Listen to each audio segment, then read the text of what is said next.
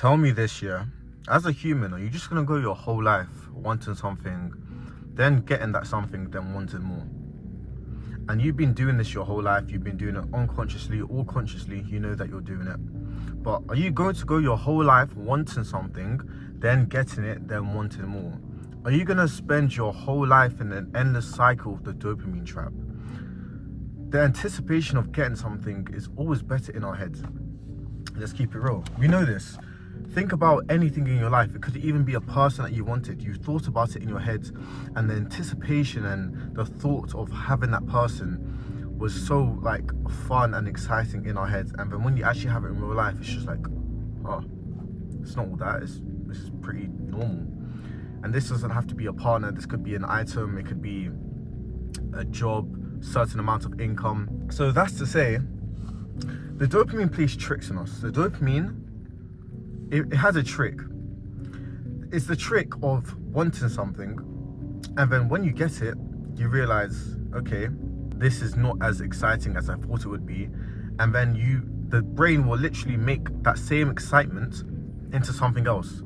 It will make that excitement that you had when you wanted 10k a month, and now that you've achieved that 10k, it will put that same excitement on 20k a month. And it's not to say don't be grateful, but it's to say stop chasing this excitement that this dopamine your brain gives you, because it's endless, and you'll just end up going through it your whole life.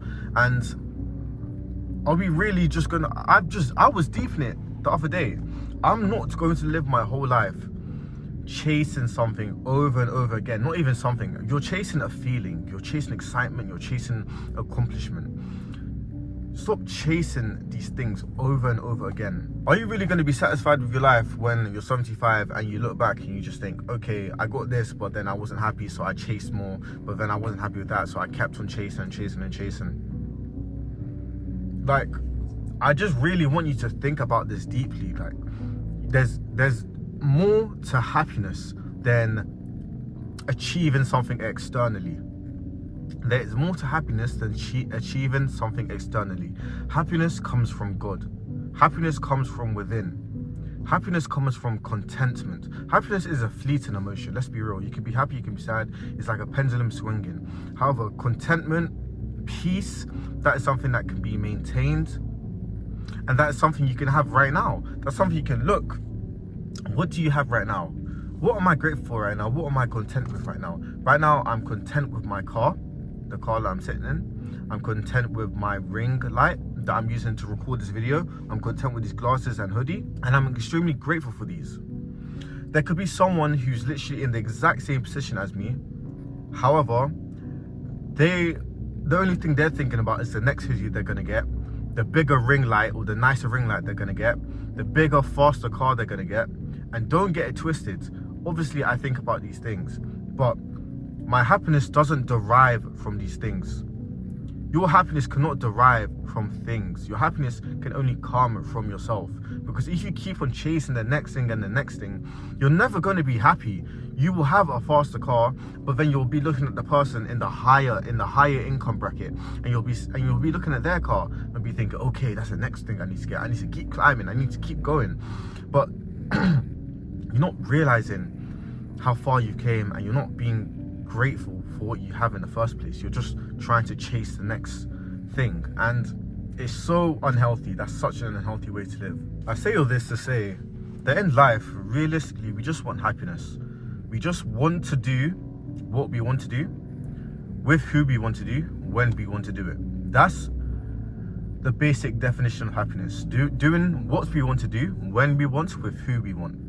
That's all it really comes down to. And we think it derives from money, but it doesn't. It derives from within. Yes, money can, for example, it can help you go on more vacations. Let's say you want to go on 3 to 4 vacations a year. But that vacation is only worth it because you're spending time with that person or your family or whoever it may be.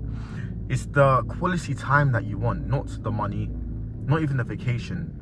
Perhaps the vacation, but it's the quality time. It's the time you spend with your family, your friends on that vacation that you want. That is an emotion. It's the feeling, it's the emotion that you are chasing. So when you realize that you can actually live this emotion, this feeling, by For example, just spending quality time with your family in the now, at home, or even if you're able to go on one vacation a year. That's still quality, that's still the thing that you want, but you just want more of that thing. So when you're content and you're happy with what you have right now, and instead of blocking out what you have right now and just looking towards the next thing, that's when you'll be able to actually attract more events and circumstances that you'll be able to essentially go on more vacations with your family, do whatever you want to do with this person or that person, go where you want with that person. So it's all about realizing what you have now, being content and being grateful. Be content and be grateful. Contentment is a massive thing, and it's not to say don't strive for more. It's not to say just give up on what you're doing, but it's to say look around you and realize that you're gonna go your whole fucking life chasing something when you have it within already. You already have that emotion of gratitude that you're looking for.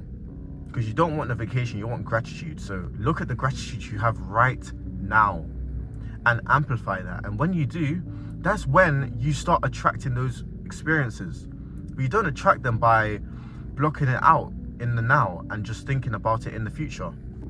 Listen, I have a question for you. Realistically, what do you want the writing to say on your death statement? When you die, what do you want your statement to be? And I guess it's going to be different for everyone, but I'm guessing it's going to go something along the lines of: he was respected, she, they were respected, they were admired, they were a good brother, sister, they were a good son, daughter, they were a good husband, wife, and they were a great role model. Something along the lines of that you would want in your death statement, am I right? Okay, so if that's right, think about it. That statement did not once say he had a Ferrari, his house had 6 bedrooms, he had a 30k monthly income. Your death statement did not say one of these material things. You probably didn't even think of these material things that you wanted in your death statement. You didn't think he made 150k in one trade. Let's put it on a statement. You didn't think that would be in your statement. So I'm saying this because in reality, all we really want is respect and admiration. We want respect, we want to be admired. Do you think you will get respect and admiration from that new 30k car that you have, or 50k car, or that new great job that you have, or just all the new business ventures that you're doing, and just all the material possessions that you have? You think that will bring you you think these material possessions will give you respect and admiration? But what did you just say? What did you just think that would be on your death statement? What did I just say? And I know a lot of you agreed with what I just said. You were respected, you were a role model, you were admired, but not one of your material possessions were put on your death statement. So that just shows we're playing the game backwards. That shows that you are playing the game backwards. It's just so silly. Because if you want to be respected and admired, but you think these things come from money, but then on the death statement, not even an ounce of your material possessions is mentioned, then it clearly doesn't derive from money. If you want to be respected and admired, then be that person. Be a person of respect. Be a person who is able to be admired. Be someone who actually helped someone, is driven by purpose. Because these material possessions, yes, they may impress your friends and family. You get a new car, and in the first week, wow, that's so nice. A month later, they're used to your car, and their respect and admiration towards you hasn't changed. You thought that new car would do that. You thought that these new material possessions would change people's views towards you. But it didn't do that. It may have for a week, but it's not long term. And I know everyone wants something long term. You don't want something to just last for a little while. If you want respect and admiration, and as a human being that's normal, you want it to last for a long time. So do something that is lasting long. Do something that is purpose driven. Help people. Put out content that is actually going to improve someone's life. Even me, obviously don't get it twisted. Like, I'm not saying don't have nice material possessions, but don't make it the basis of your being. Don't make it the basis of who you are And this is why you should be respected and admired. You should be respected and admired because of who you are. And that's the only way you're going to get it.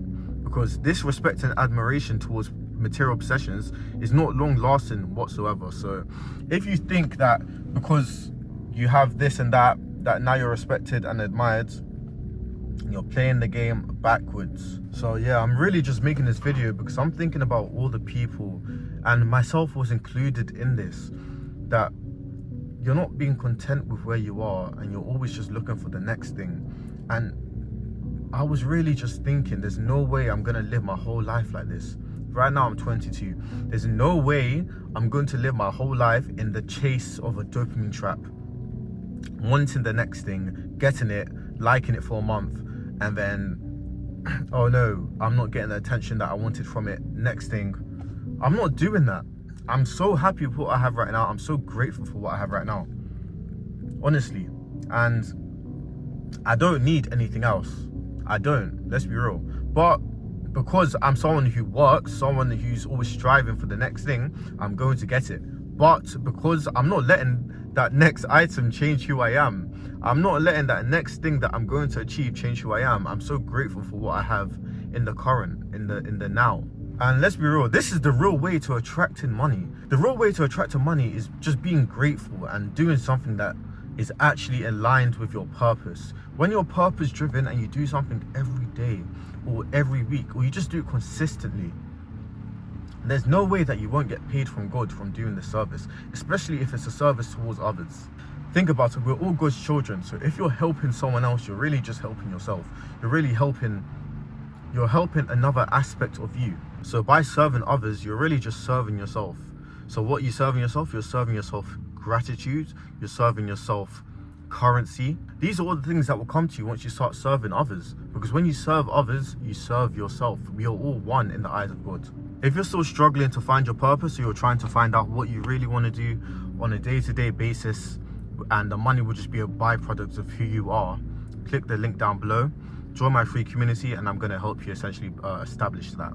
And the thing is with people, they always say a better life is one with money. But people say that because money is so easy to quantify. It's literal digits on a screen or paper.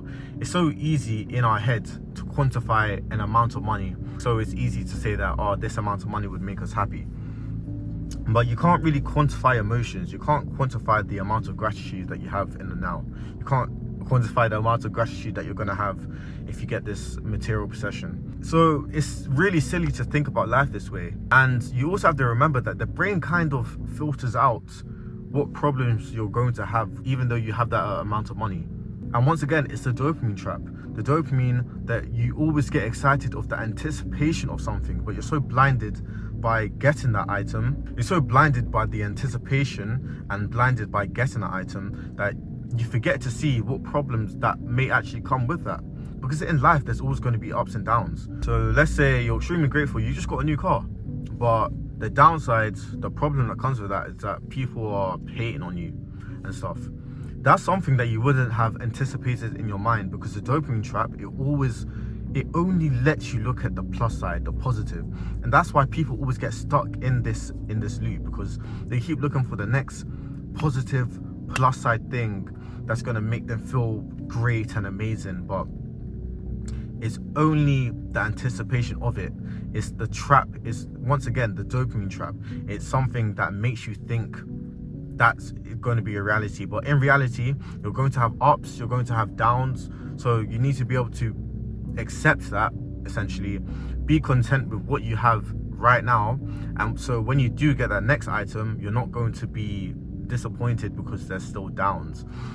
When you do have that amount of money, or that amount of, you do have that new whip, you're not going to be disappointed because people are hating on you, or disappointed because it's not all that you expected, because you know that life has ups and downs. That's the power of contentment.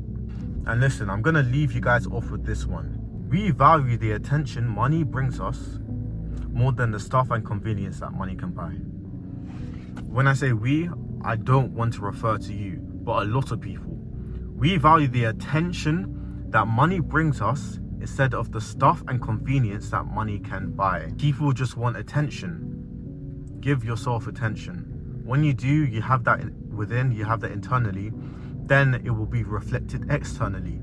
But if you don't have that attention within, if you don't give yourself that love within, then you're going to always be chasing, you're going to be stuck in a dopamine trap, you're going to be looking for the next thing, always. I'm not living my whole life like that. I'm trying to steer you guys from living your whole life like that. So yeah, please just take this information in. And it's crazy because here's even what Will Smith, one of the most famous people, everyone knows who Will Smith is. He said, once you have everything that you want, you realize that none of it can satisfy you. So if the most famous, someone who's going to be richer than a lot of people will ever be, is saying this, then you just really have to switch your perception on money, switch your perception on happiness, and realize that happiness is not derived from money. Money can definitely put you in positions to be happy, but your core basis of a person, your happiness as a person, is not going to derive from money. If you're depressed now, you're going to be depressed with 200k. You're going to be depressed with 500k. There's going to be problems in life that money cannot help. Money is just a tool. Money is just a tool. It's not going to give you this unbeatable feeling that you're on top of the world and this and that. Yes, it's a nice feeling when you make some money, but it's fleeting. Let's be real, it's fleeting. People forget to realize this. They're just so consumed by it that they forget, oh wow, I'm not going to feel as great as I do in the next week. It's a fleeting emotion. So please just remember that. If one of the most famous people, one of the most rich people are saying that money is not gonna satisfy you for your whole life, be content with what you have now. Be grateful for what you have now. Find purpose in your day-to-day life, and money will become a byproduct of you. If you find purpose in your day-to-day life and money becomes a byproduct of you, you've literally won. And if you're trying to find out how to do that, if you want to find out how to make money a byproduct of who you are being, and you want to be consistent in everything that you're doing in life, make sure you join my free community. I'll be helping you guys with this. Easy stuff. But guys, please take care, take this information in, and yeah, I'll see you in the next one.